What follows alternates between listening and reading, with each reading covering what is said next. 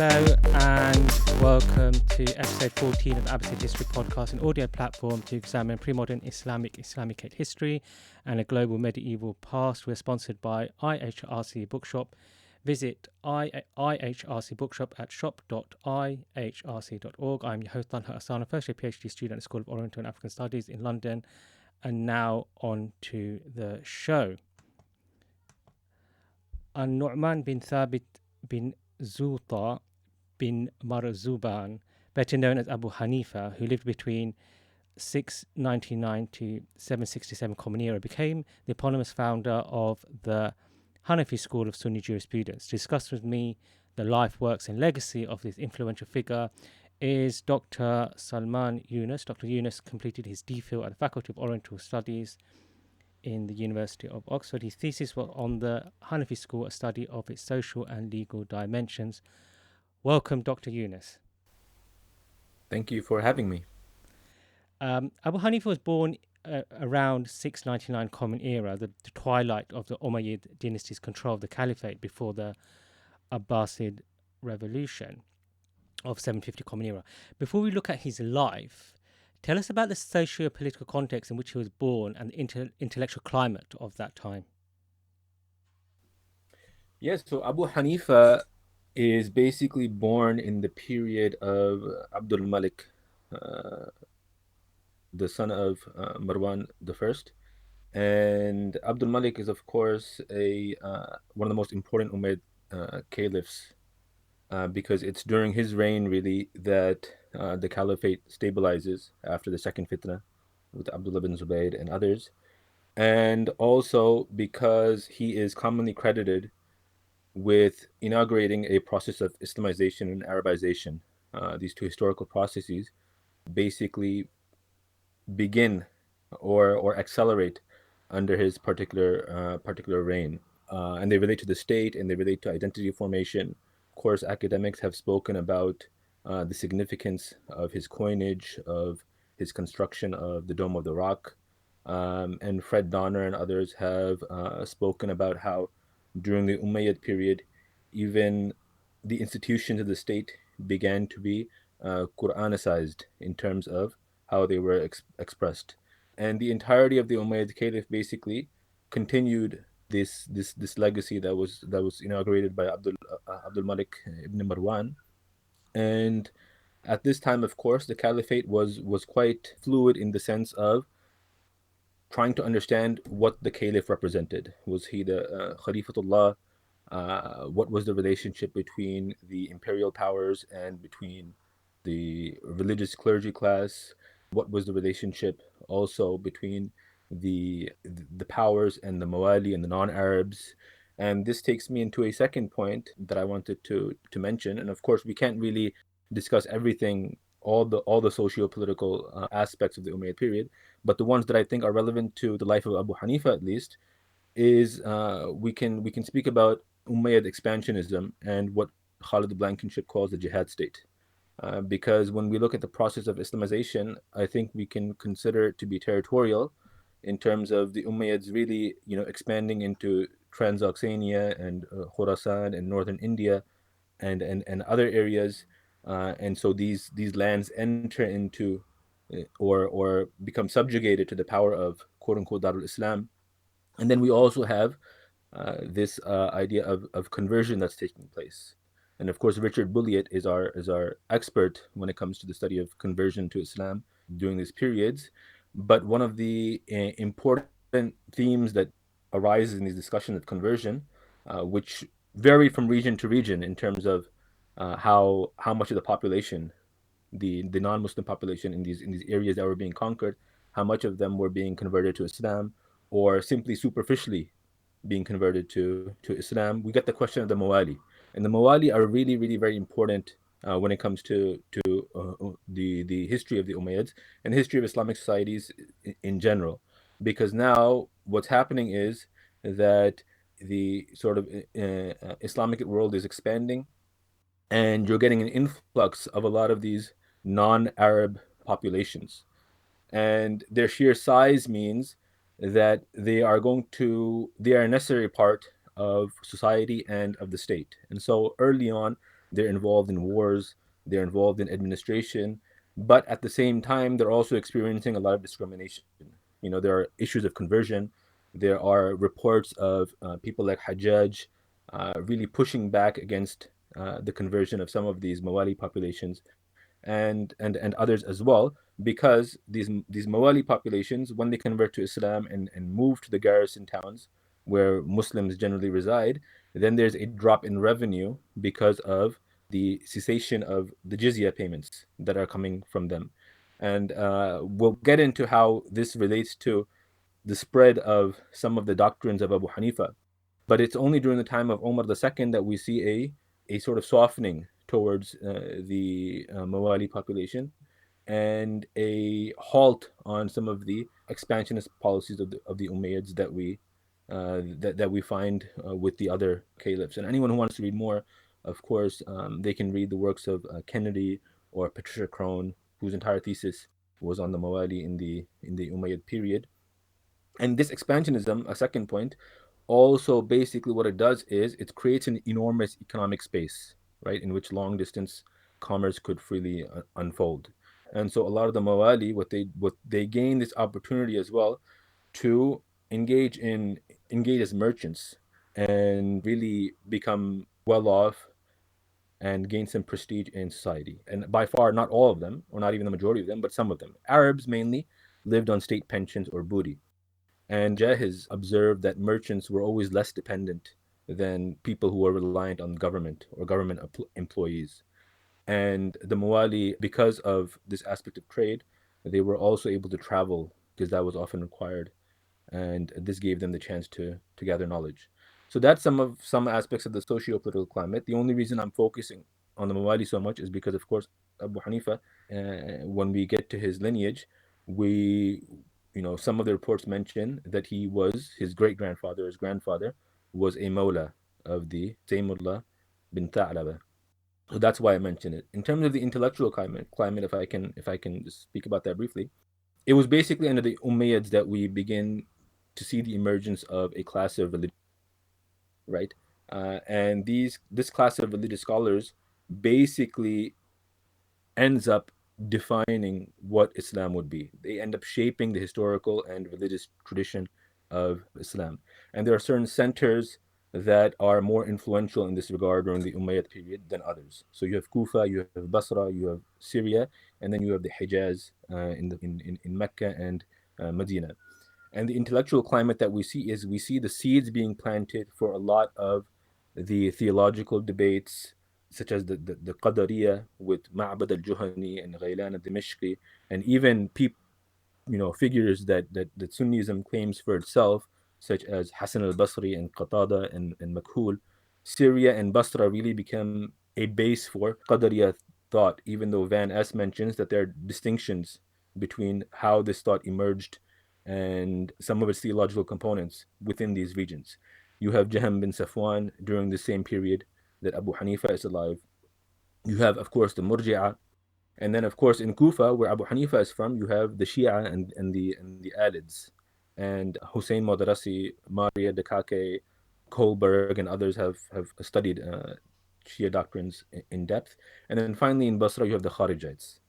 And similarly, just like you have these theological schools emerging in these various uh, regions, or they're not schools yet, but some of the seeds of these schools and these theological debates emerging, you also have legal circles, legal scholarly circles of individuals like Ibrahim al-Nakhai, who's earlier, and then Hamad ibn Abi Sulaiman, the teachers of Malik. You have Awza'i, Sufyan, Ibn Abi Layla. You really have a large array, large groupings of theological, legal, and even traditionist scholars, people like Zuhri, who is very much connected to the Umayyad government.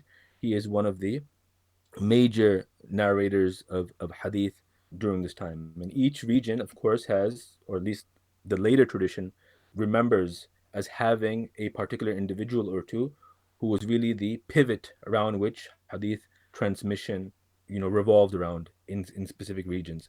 And so Ali ibn al-Madini would mention, in his list, he'll mention Zuhri, he'll mention Al-A'mash in Kufa, he'll mention As-Sabi'i in Kufa, and others from Basra and Medina and Mecca, etc. And so basically, Abu Hanifa is living in a time where you're seeing a state that is expanding.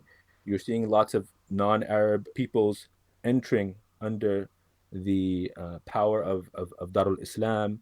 You're seeing long distance trade accelerating, and you're seeing the seeds being planted for many of the theological, legal, and hadith developments that happen in subsequent generations.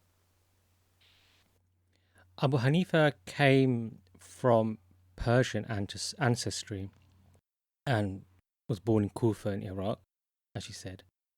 What do we know about his early life and education? There are controversies regarding his status as a transmitter of hadith.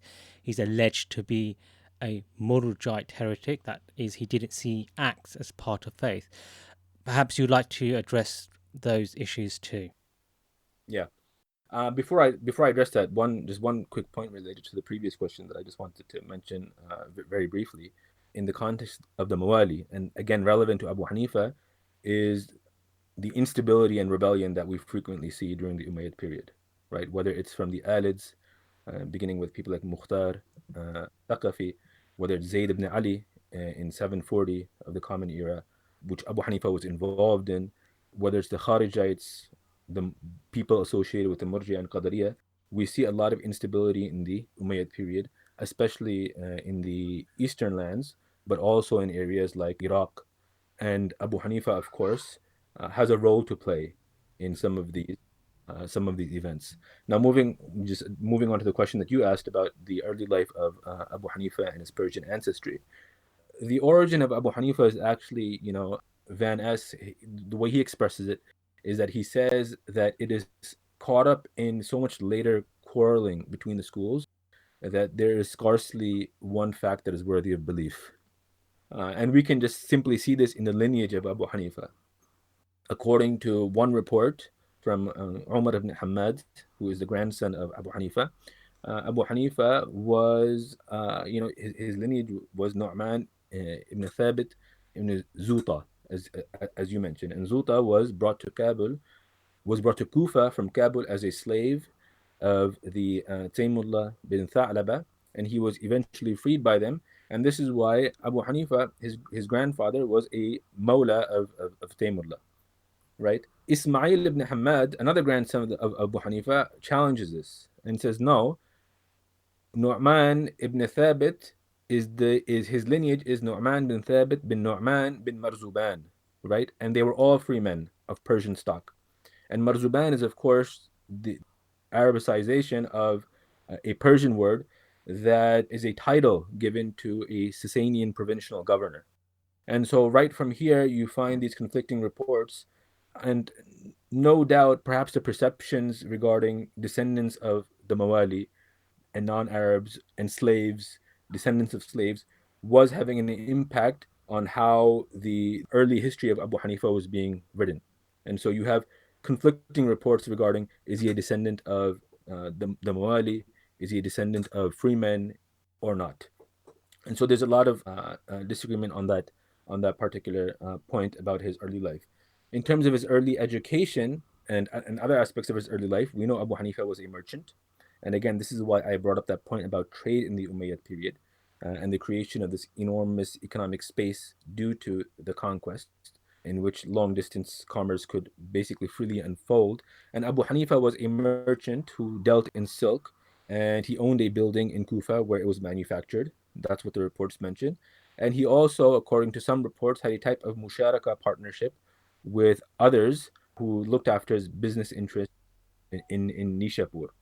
And H.J. Cohen has basically he's examined the social position of religious scholars and traditionists during this particular period, and he's noted that the greatest portion of them basically consist of rich merchants, and a noticeably high proportion are involved in the cloth trade. So Abu Hanifa is engaged in something that is not uncommon in his period.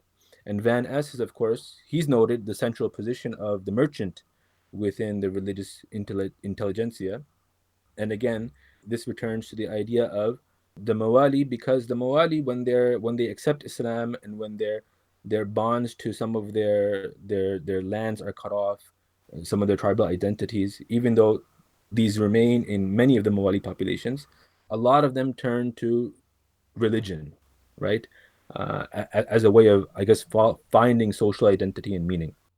And the combination of trade and the combination of this desire to become part of this religious society allows the Mawali population and their descendants to seek knowledge and become part of the religious class in a way that was not necessarily the case for others. And so you find an overwhelming number of religious scholars during this period who were either Mawali or descended from Mawali stock.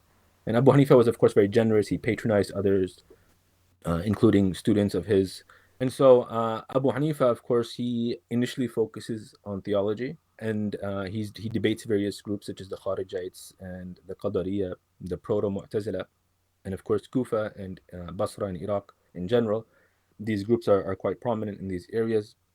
But eventually, he becomes disillusioned by Kalam, according to some reports, and that is why he turns more towards the legal tradition and becomes renowned as a jurist. And his main teacher in that area is Hamad ibn Abi Sulaiman, who is a student of Ibrahim an-Nakhai. And so he spends much of his life as a jurist and as a legal teacher who has his own legal circle in Kufa. And of course, typical of many other scholars during this period, he does travels to the Hijaz regularly, at least when it comes to, when he performs the Umrah or the Hajj, and he even lives there for several years following his initial imprisonment at the hands of Yazid ibn Hubayra towards the end of the Umayyad period. And so he has a connection to the Hijazi tradition as well, even though predominantly his legal project is a Kufan legal project, and he's inheriting a Kufan heritage when it comes to his understanding of the law. And with regards to the allegations of his hadith status, as well as some of his heresies, how would you address those? The division between the Ashab al Hadith and the Ashab al Ra'i is, of course, well known to anyone who studied legal developments and the development of the intellectual tradition of Islam during this period. The Ashab al Hadith, obviously, they had various issues with Abu Hanifa. They had issues with the stance attributed to him regarding rebellion, and we know that there are reports that Abu Hanifa supported the rebellion of Zayd ibn Ali in 740, and then later on, he supported the rebellion of An-Nafs Zakiyah during the time of Al-Mansur. And this is important, of course, to take into account because a lot of times when we talk about the experiences that Abu Hanifa had with the ruling authorities, and his imprisonment at the hands of Yazid ibn Hubayra and Al-Mansur, we tend to frame it as his rejecting an offer to become judge by these people. But it was also intimately tied to his support of these groups that the authorities saw as a threat to their rule. The offer to become a qadi was in a way sort of a test of the allegiance of Abu Hanifa and whether he would fall into line in terms of becoming part of the government sort of establishment. And so later Hadith scholars, of course, Sunnism eventually develops a doctrine where rebellion is something that is not sanctioned. But even during this time, the Ashab al-Hadith, some of them point out his stances regarding rebellion as something that puts into question as his integrity. Another thing was his theology, whether it's irja or createdness of the Quran, and inshallah we'll try to get to that in a bit. Then we have his ra'i and what the Ashab al-Hadith saw as his contradicting and overlooking hadith, right? And so ra'i was basically popular amongst juristic circles as a way of engaging and understanding the law.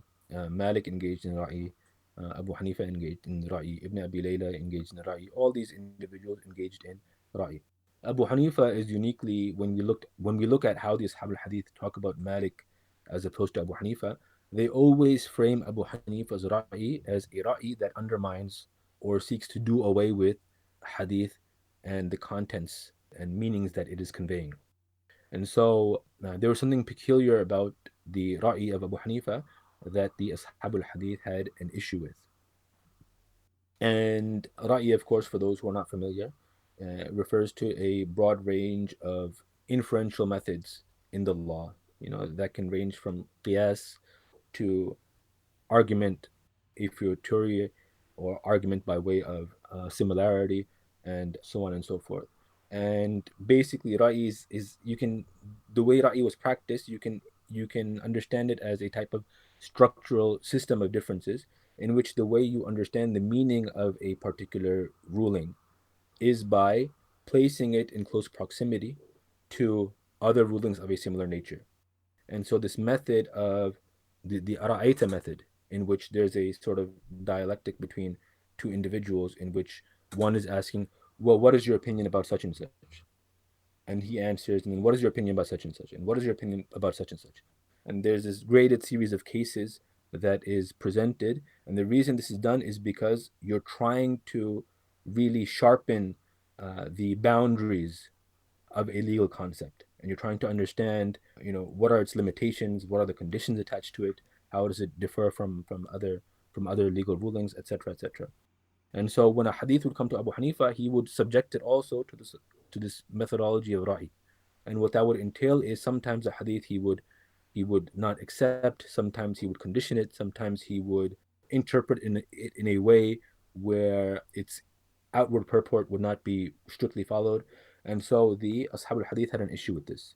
And then finally, you had actual weakness that some of the Ashab al-Hadith mentioned, that when Abu Hanifa would relate hadith, there would be weakness. He'd confuse the wording, he'd confuse the chains, and so on and so forth. And so these were some of the criticisms leveled against Abu Hanifa. Abu Hanifa, of course, he did narrate hadith. He did relate hadith from several major figures. I mentioned earlier that he traveled to the Hijaz as well. So he narrates from Ata ibn Abi Rabah, who's his most senior sheikh from Mecca. He narrates from Nafi', Amr bin Dinar, Qatada, a lot of major hadith transmitters from that time. His law still represents largely a Kufan tradition, right, in his thought, even though he does transmit hadith from these earlier figures. And he does have positive appraisals from people like Ibn Ma'in, Ibn al-Mubarak, Ibn al-Madini, and others, even though they're sometimes contradictory and questionable in terms of what they are referring to. Are they referring to his fiqh? Are they referring to his hadith transmission? Are they referring simply to the fact that he is someone who doesn't lie? Or were they done in a state of duress by some of these individuals? Are they actually established from them? So Ibn Ma'in, for example, there are reports that he spoke out against Abu Hanifa, and there are reports that he spoke in favor of Abu Hanifa as well. And one of the ways I think that we can understand this, Abu Hanifa and hadith is, well, firstly, I think Abu Hanifa was presiding over a session of law. And so he wasn't actually engaged in the hadith project the same way a traditionist might be. He wasn't, his sessions were not interested in a traditionist type of listening session where hadith were being narrated. And secondly, and importantly, we have this idea called of rihla, and the idea of the emergence of a type of specialist class of hadith critics. And during Abu Hanifa's time, rihla, or journeying to collect hadith, is really only beginning. And the idea of the hadith critic, or the specialist, is only beginning to emerge. Eric Dickinson has cast some doubt on this, but Scott Lucas, in his work Constructive Critics, he mentions that no, during the time of Abu Hanifa, people like Shu'aba and Ibn Uyayna and Sufyan al-Thawri and others, these were scholars who were engaged in this project of hadith and rijal criticism. And when we look at someone like Shu'ba, what is Shu'ba doing? If you look at the biography of Shu'ba and compare his hadith activity to Abu Hanifa's, Abu Hanifa was relating hadith, yes. He was meeting some of these major scholars of hadith. But if you look at Shu'ba, what is Shu'ba doing? Shu'ba is basically, he is seeking out actively, he's seeking out these hadith scholars, He is listening to them over and over and over again, trying to get every single piece of hadith information that he can. He actually goes back to the same hadith scholar multiple times to see, has he forgotten something? Did he miss a word? Basically testing him to see how his accuracy. And Shu'ba, Sufyan al-Thawri, who's like the imam of the world during this time in terms of hadith, and very prestigious, right? Shu'ba goes to Kufa and to listen to hadith from various people. And Imam Ahmad said there are like 30 narrators that Shu'ba sought out that Sufyan never narrated from. And so what you're seeing this class of hadith specialists that are very, very eager to seek out every single transmitter of hadith, to scrutinize them at a level that earlier generations perhaps were not scrutinizing them. And this is where we see this proliferation of a lot of chains, right? Because Ibn Ma'in is not satisfied going to 10 students of Hamad ibn Salama to hear a hadith. If he knows there are 10 more who've narrated the same hadith, he's still going to go to them in order to compare their chains of narration and their wordings and so forth. And so you see a proliferation of asanid as well. And Abu Yusuf complains about this in one of his works. And so the environment in which Abu Hanifa was operating in terms of hadith, this very specialist science of hadith was only emerging at that time. Abu Hanifa was dealing with a smaller corpus of hadith, fewer asanid, and hadith had not become part of quote unquote the legal project as it would in later periods, especially with the Shafi'i and the emergence of the Ashab al-Hadith as a formidable movement. So quickly about irja. Irja is of course another accusation leveled against Abu Hanifa. There are different definitions of irja. It begins with suspending judgment regarding the regarding Sayyidina Uthman and Sayyidina Ali, and especially the first civil war that happened between the various companions of the Prophet. And then it eventually transforms into a general notion of suspending judgment regarding sinful believers. And then this is eventually expressed in terms of a definition of faith, where deeds do not constitute a part of faith. Rather, iman or faith is simply affirming belief in God and His Messenger in one's heart. And this faith does not increase or decrease, and it is not affected by deeds.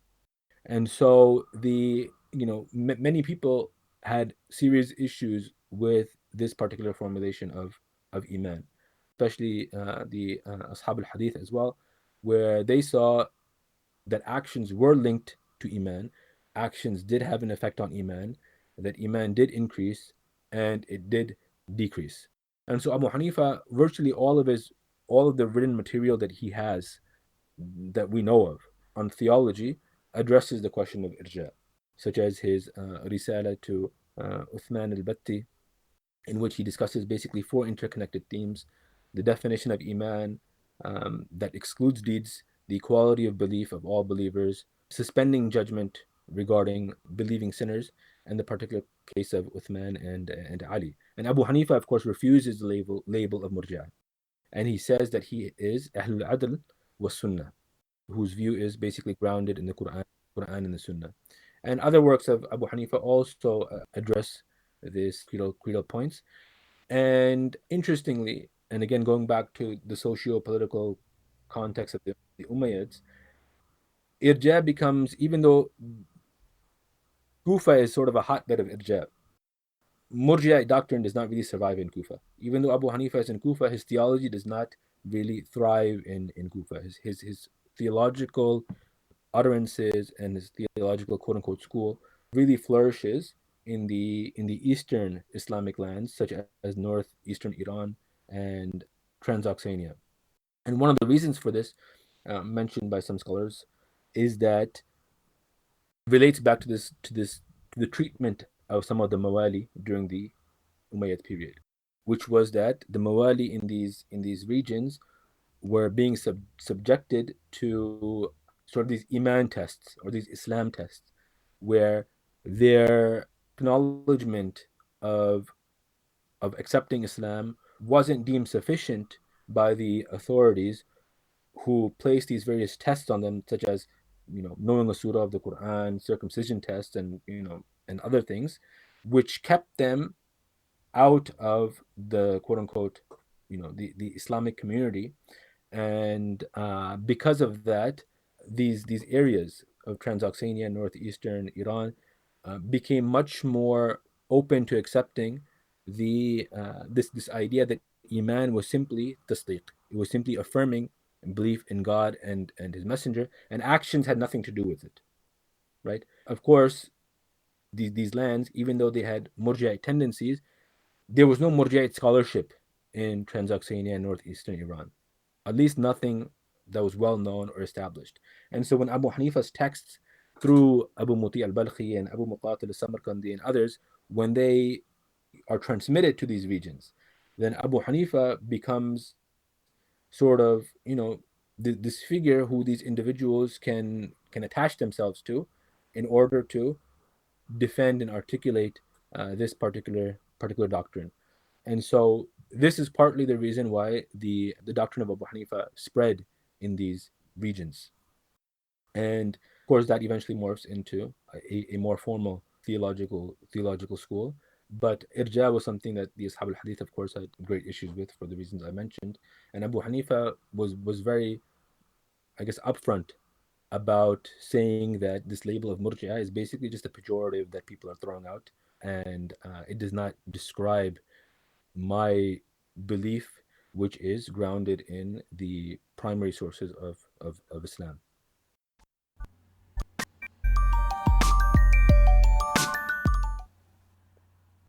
As you said, by 763, Al-Mansur, the Abbasid Caliph, offered Abu Hanifa the post of chief judge of the state, which Abu Hanifa declined. Let's look at his career in more detail. Before you describe his contribution to the codification of Sunni legislation and his students and his other works, let me ask for your take on the discussion that any reader of the academic literature would know, from Shart to Melchert to Hallaq to Hurwitz and then back to Melchert, on the formation of these Sunni legal guilds, if you allow me to use this term, from the so-called regional phase to the quote-unquote personal phase. What's your take on that? Schacht is, of course, the famous figure who sets down this chronology of the legal school, which is regional school to personal schools. And so, for those who might not be familiar, a regional school is like the school of Medina and the school of Kufa. And then this eventually transforms into the school of Malik, the school of Abu Hanifa, the school of Ash-Shafi'i. Since the writing of Shaykh, his chronology has, of course, been challenged or modified by several scholars, while Hallaq and Dr. Christopher Melchert, who's my supervisor, are two such scholars. Hallaq, of course, is famously known for his scathing critique of Shaykh on various points, amongst them the idea that we have this stage in the chronology of the madhab that's called a regional school. And Hallaq says basically that this is historically inaccurate and false, and it is not sound to designate these early juristic groupings as geographical or regional. Melchert accepts the regional phase of the school, and he, of course, says that Hallaq is basically defining the regional school in a way that no one's really defined. Because, of course, Hallaq points to, and Hurwitz as well, Umar Farooq Abdullah as well, and others, they point to the fact that there's just too many regional differences within a particular geographical location that prevents us from seeing this as some sort of monolithic quote unquote school.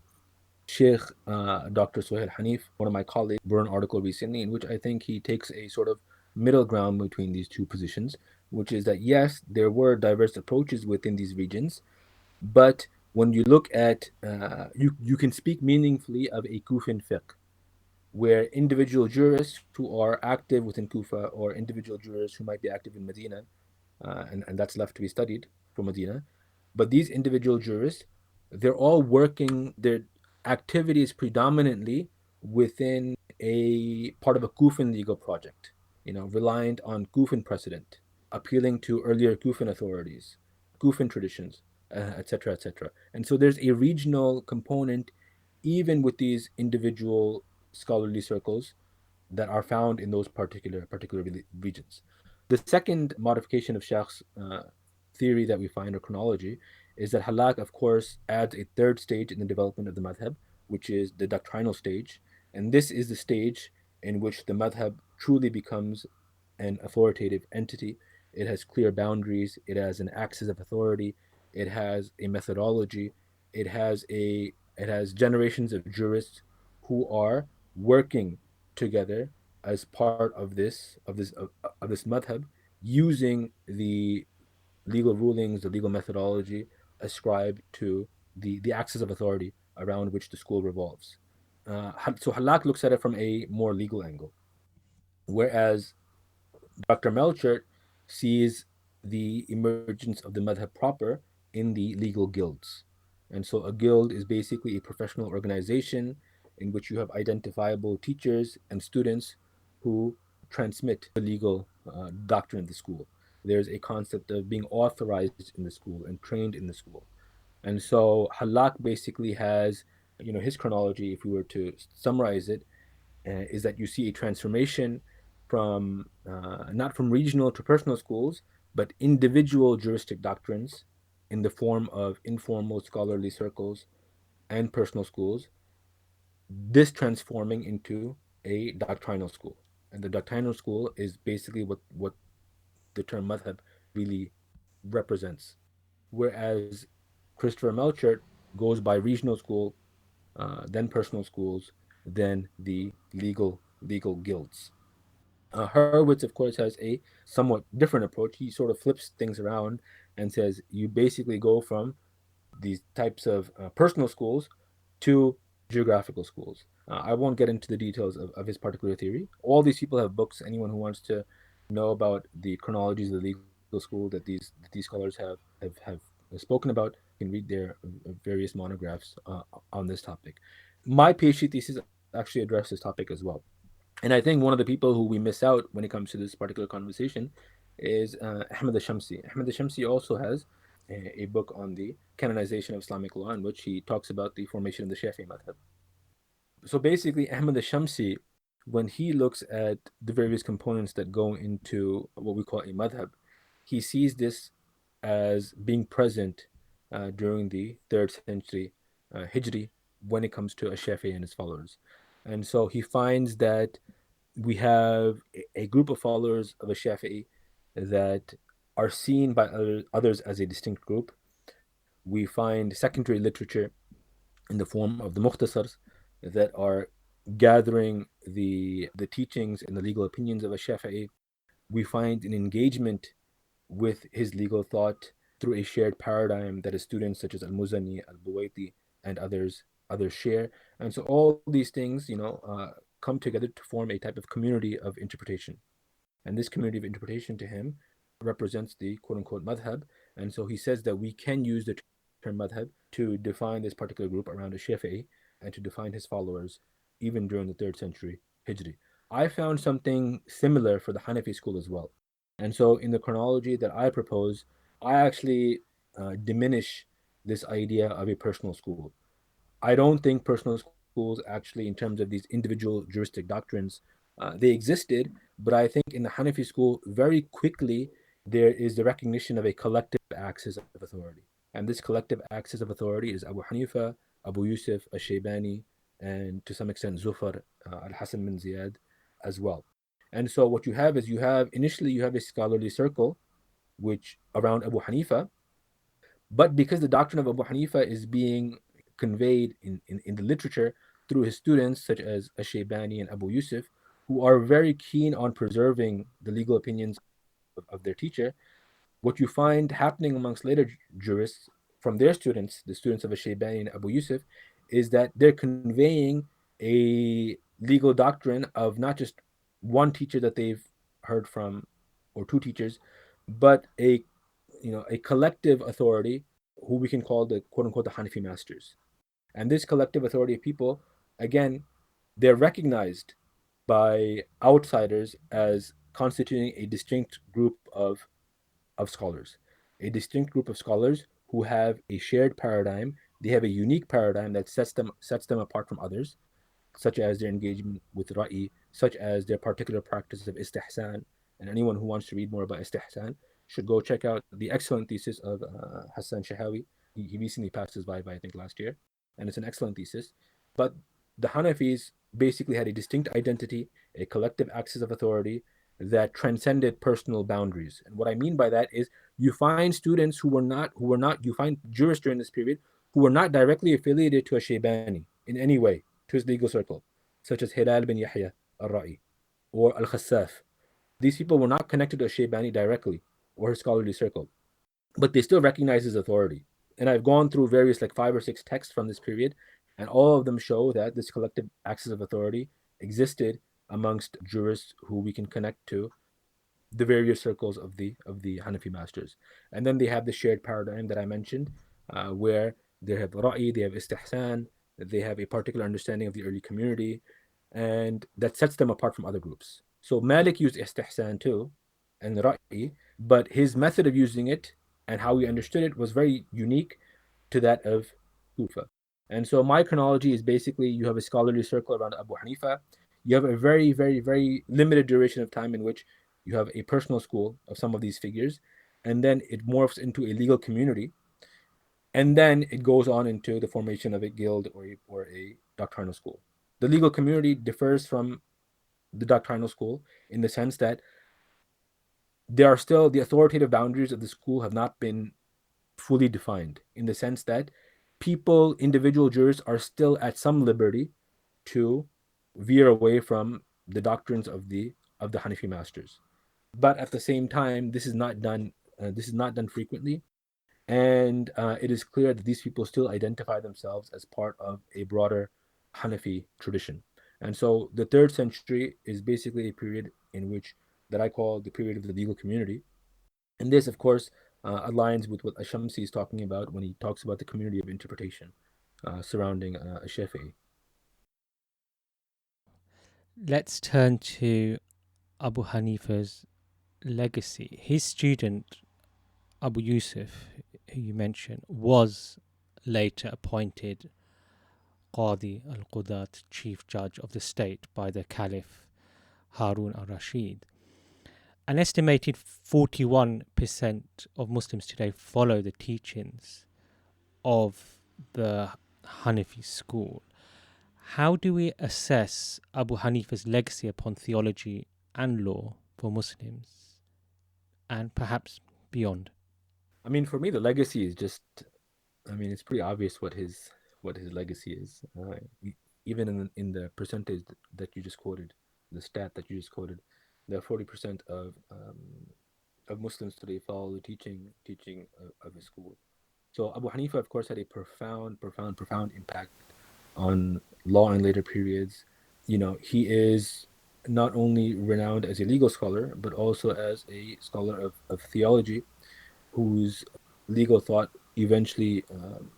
was eventually became one of the two, according to some, or one of the three mainstream expressions of Sunni Islam in the tradition of al-Maturidi. And even when we look at something like the pre-Maturidi tradition, in terms of like people like Imam al-Tahawi's text, which is a representation of or an expression of the theological positions of Abu Hanifa, has is studied and accepted by pretty much all groups that fall under the broad umbrella of Sunni Islam. And so I don't think I have to assess his legacy. I think his legacy sort of speaks for itself, and he is one of the there are not a lot of early scholars who both are credited with the quote unquote founding, and I know the problems with that word, but quote unquote founding of a theological school and a legal school as well. You can think of someone like Imam Ahmad bin Hanbal, who has, he's looked up to as someone who's founded a school of theology and a school of law. You can look to someone like Ja'far al-Sadiq, whose fiqh and theology is very prominent in defining the 12 Shia tradition. But in terms of sheer number, in terms of influence on all levels of society, whether it's the state, whether it's the religious class, whether it's the lay class. I think Abu Hanifa's impact, the impact of his theology and the impact of his law is far outweighs those of others such as Imam Ahmad and Imam Ja'far as-Sadiq as well. So yeah, it's not for me to. I think he's just his legacy is just is just obvious. And I guess if any one of us were to even have a fraction of that legacy, I think uh, we'd be fairly uh, satisfied with our efforts. Customarily, our last question is for guests to self promote. But before you do that, I do want to speak to you about the other hat you wear in your life apart from the academic, and perhaps a hat, I should say turban, as you also minister in the role of an imam and teacher of inherited Islamic sacred sciences.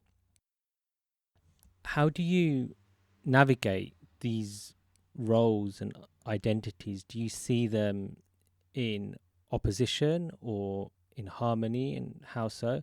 Professor Melchert, who was your supervisor, in his work on the formation of Sunni law, writes the following, and I wonder how you see yourself and a handful of others in the same situation in light of this. He says, moreover, the historian of legal doctrine should probably have had a thorough Islamic training in jurisprudence as well as a Western training in history. For one without the Islamic training, it is difficult to tell the significance of any departure from the usual. I know of no one who has mastered both disciplines. One day, a history of Islamic jurisprudence, fiqh, itself will emerge. What I offer is another modest preliminary. Yeah, I mean, I wouldn't.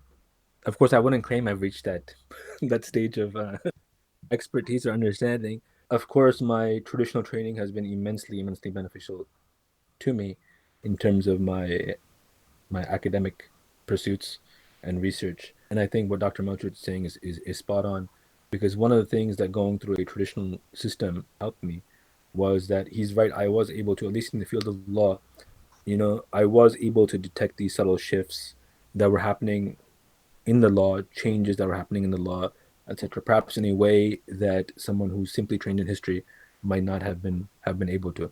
And just to give one quick example, in my thesis, I discuss the works of Hilal al-Ra'i and al-Khassaf.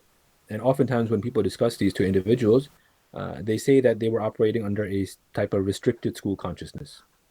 They were independent, but they still had some level of deference to the Hanafi masters. And oftentimes, when we judge the influence of earlier generations of scholars on later generations of scholars, the easiest way to detect that influence is by seeing, oh, okay, is this individual being cited in the legal thought of these later scholars? Are they accepting his positions? Are they rejecting his positions? How are they interacting with those positions? But in my thesis, one of the things that I did was I said that, well, it seems to me that a lot of times, even though Hilal and Khassaf are they have their own authorial voice, and they're creating legal doctrine themselves, it seems to me that they're implicitly working off of principles that are pretty evident in the Hanafi masters. And of course, there's always, when it comes to this idea of detecting something implicit, there's always a danger of reading things into these texts. But I think I did a pretty good job of showing that in many cases where there's no outward sign of reliance on these early Hanafi masters, there's a clear implicit reliance on some of their principles or some of their opinions that may have been mentioned, like, he may have mentioned it at the beginning of the book, and he's actually coming back to it in the middle of the book. But, unless you have a careful eye to these legal nuances, you won't be able to detect that. In terms of your broader question about whether I see a conflict or whether I see harmony, I think it depends how the academy, with some aspects and some questions that it's raised regarding historical criticism, how it studies history has been very beneficial to me. How it studies the development of ideas and the development of individual jurists and their lives, etc., has been quite beneficial, because these are not things that you study in the traditional seminary, right? You don't study history in the way you study in the Western academy. Actually, history is not something that's really taught in many of these traditional settings. And so it was extremely beneficial for me to study about the Umayyads in depth, study about these things like the Mawali, which really frame so much of what's happening in this period, the life of Abu Hanifa, his context, the emergence of these various theological groups, and so forth. And so it's an extremely beneficial exercise for me. So, in that sense, for me, the reason why I can harmonize between the two things is because it doesn't really affect me too much to say that Abu Hanifa's theology emerged in a context in which the Mawali were being mistreated and their Islam was being doubted, and so the doctrine of the Murji'ite was appealing to them and spread amongst them. This doesn't really affect it doesn't affect my faith per se. The only, I think, place of tension, I think, between a quote unquote believer and between the academies, of course, the more to do with the origins and early Islam. Because as a believer, for me, okay, it makes perfect sense to try and understand some of the economic motivations of the Prophet, alayhi salam, or some of the political motivations that he might have had. But once you divorce God from the question, then, as a believer, it just becomes too reductionist for you. And because the academy is not a space in which God can be included in the discussion, for me, the entirety of that origin early Islam period is something that I cannot fully engage with, because I do believe that theological debates on the existence of God and etc., have a meaningful place in society and in academic discussion. And without that, for a Muslim, for a believing Muslim, early Islam simply will not make sense. You're almost forced to reduce it to, these more material causes. Um, and so, but that doesn't mean I can't benefit to some extent or to a great extent from some of these studies. It's great for me to learn what the jizya was may have been an extension of late antique practice, or some of the ways in which what we saw emerging in early Islam was a continuation of these late antique contexts. That's, that contextualizes things in a meaningful way for me. But that tension still between seeing the Prophet as a prophet and seeing the Prophet as just another man who can be explained purely through these historical contingencies and material causes and reasons is something that I believe, any believing Muslim would have difficulty grappling with. Dr. Younas, thank you for being our guest. You're welcome, and I apologize for going on for so long on some of these questions. They're heavy questions, so um, yeah. But thank you very much for having me.